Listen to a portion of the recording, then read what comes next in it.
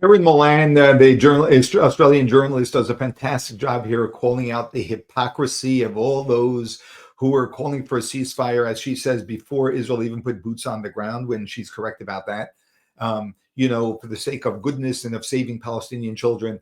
And guess what?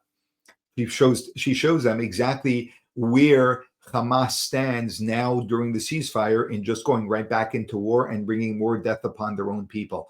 Watch how she eloquently expresses all of this so beautifully.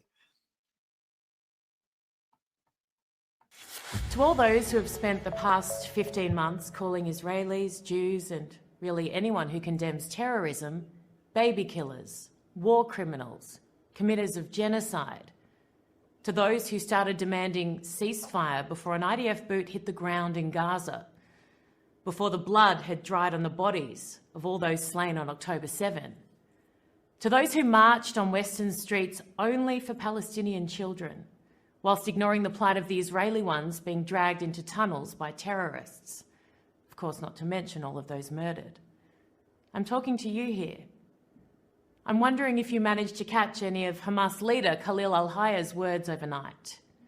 If you did, and I assume you would have because you appear to be quite big fans, I can only imagine how angry you must feel right now, how enraged, how badly let down, given your deep and unwavering commitment to fight for the lives of innocent Palestinians, which matters, by the way. I can only imagine your horror when he, in a public televised address, called the massacre of October 7 a source of pride for his people, and then promised to repeat it again and again at the earliest time possible. You must be feeling quite ill, because that would end the ceasefire, you realise, the one you've been demanding.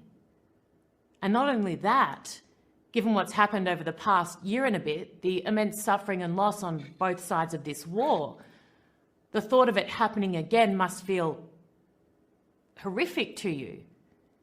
It goes against everything you say you stand for. Because as we now know firsthand, when Hamas kills Jews, which is exactly what al-Hayya is promising to do, they kill their own people as well.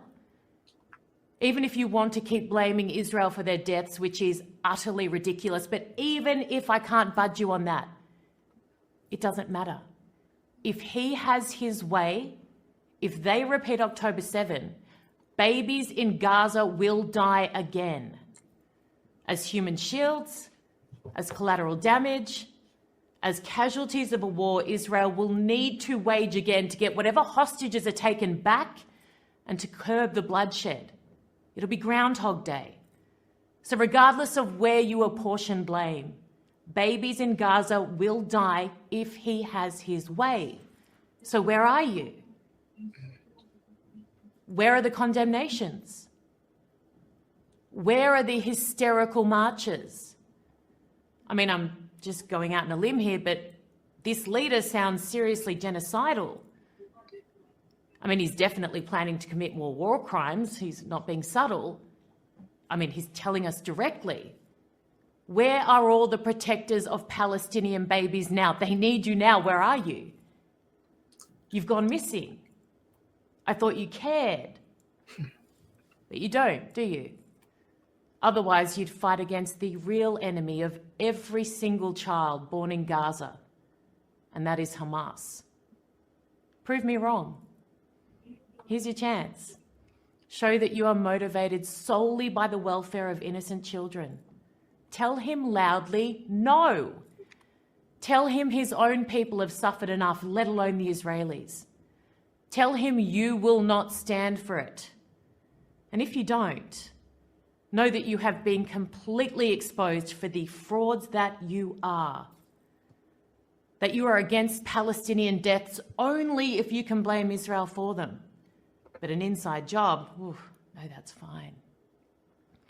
Know that you are part of a shameful movement that has failed innocent children everywhere in immeasurable ways, particularly those in Gaza, almost more than anywhere else. Your support of murderous terrorists and your condemnation of the victims of it will hurt those babies in Gaza for decades to come more than any war with Israel ever will. You haven't saved them. You've given them a death sentence.